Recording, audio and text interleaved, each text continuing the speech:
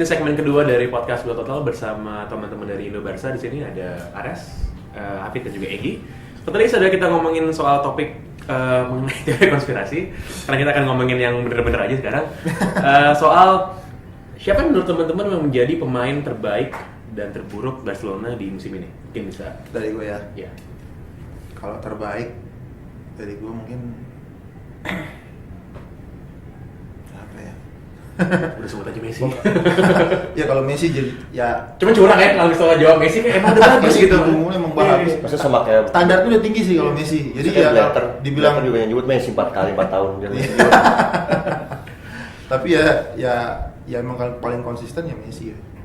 Artinya kalau ditanya dalam hal apa kan tentunya ditanya midfielder jaga supaya nggak gol. Pemain belakang midfielder bagaimana dia peranan di tengah. Kalau striker yang paling kelihatan kan orang main bola striker ngegolin ya Messi jelas karena rekornya dia emang lagi bagus-bagusnya dari tahun kemarin tahun ini kan. Jadi kalau saya bilang sih Messi. Kalau yang jelek banget tadi saya setuju sama Egi Pique. Berat banget tuh. Tuh kayaknya lari aja udah susah tuh. Di waka-waka mulu sih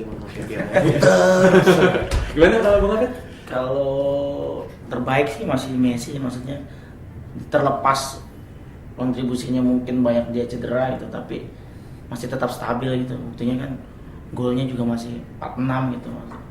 Masih Messi sih. Kayak angkot ya 46. Apa mana tuh? Belum gadung ya. Kalau yang paling jelek? Paling jelek dan Alexis ya. Alexis Sanchez. Alexis mana nih? Alexis Sanchez. Oh, Sanchez. Karena kalau Alexis Lalas. kalau dibandingin sama pas dia di Udinese dulu jauh gitu ya. Iya. Kayak kehilangan motivasi main gitu ya. Iya. Dan dia terlalu sering kayak ini, terlalu sering buang-buang Nah, gitu bola Dia tuh sebenarnya cocok jadi gantiin Alba. wingback. Iya. Wingback. Dia tuh harus jadi wingback. Rajin larinya. Dia kalau Terus cari penalti kehilangan rajin. bola pasti mundur tuh. Nyari dapetin bola dia.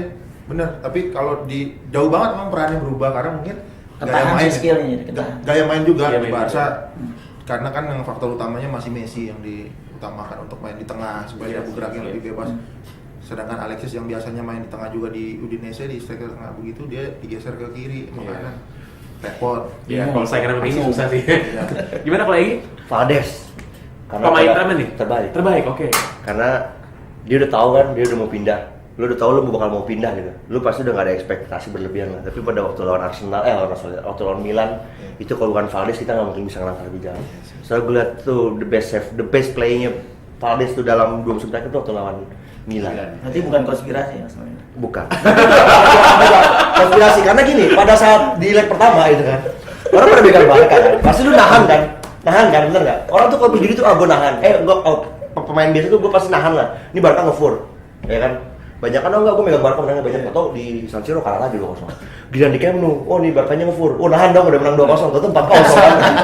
Serba salah jadi. Masuk akal. Coba hubungin lu yang di Singapura itu lah, coba lah. Settingan ini kalau yang terbaik ya Valdes karena dia udah apa ya? Dia kayak tahu berapa musim belakangan ini mainnya udah flops banget kan. Makanya pas mau diperpanjang dia nggak mau. Sebelum dia dipecat kan, itu mungkin Barca sebelum dijual dia mendingan gue mau Kayaknya sededikasi. Iya, pride lah. Kalau yang terburuk selain Pique, Busquets peran ini kita lihat dari match penting ya, bukan dari stabilitas. Match penting Busquets tuh sering nggak ada belakangan. Iya, dan gue lihat musim tahun ini ya terlebih berapa kali dia kan orang bilang si Busquets ini gelandang yang paling safe dengan bola gitu. Bola nggak bakal hilang mulu sekarang. Yang keseringan dia tuh dia sering powerless kalau lagi passing dia tuh udah mungkin keenakan tadi ya, suka nggak sampai kalau dilihat. Nggak tahu Busquets tuh kayak nggak ada aja. Kurang latihan dasar gue rasa. Tapi itu sudah ada song. Iya. Kalau pemain yang akan datang di musim depan katanya Neymar, tapi gue nggak yakin bakal datang musim ini, mungkin musim depan yang lagi harus Piala Dunia. Mungkin ada pemain lain yang diinginkan untuk hinggap di Camp Nou.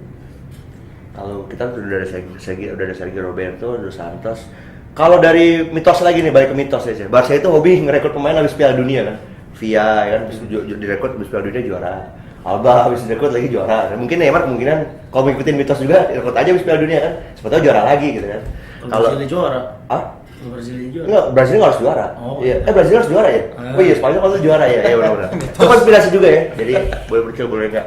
Sama yang terakhir sih Ter Stegen ya. Kalau kiper sih. Oh, kiper. Gue suka Ter Stegen lah. Oke, Dortmund.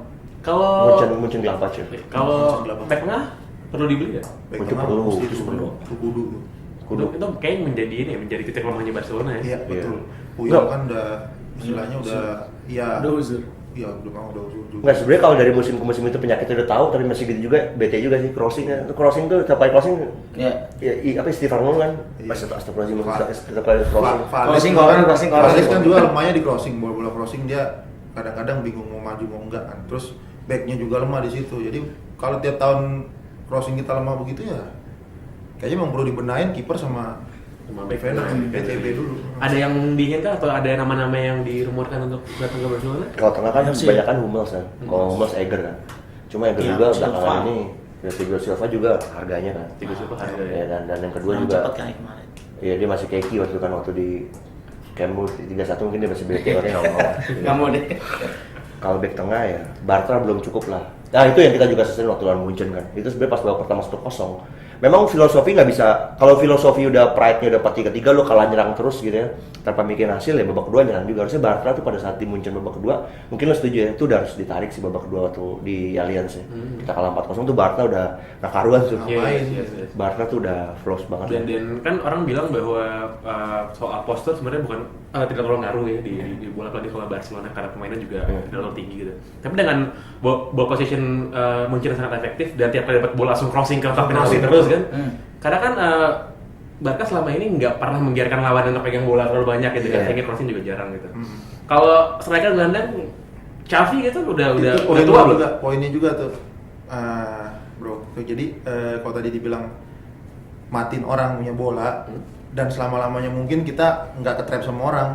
Kayak dulu Barca kan masih begitu kan duluan, zamannya Pep yang treble segala macam. Mungkin ada kepercayaannya juga sekarang udah ketebak kali mainnya begitu ya. Jadi mereka makin pressingnya makin kuat. Kadang-kadang kayak kemarin gue nonton Munchen lawan Barca tuh di leg pertama, emang disengaja diciptain ruang supaya midfieldernya kayak Iniesta, Xavi, Busquets masuk ke situ, biarin aja.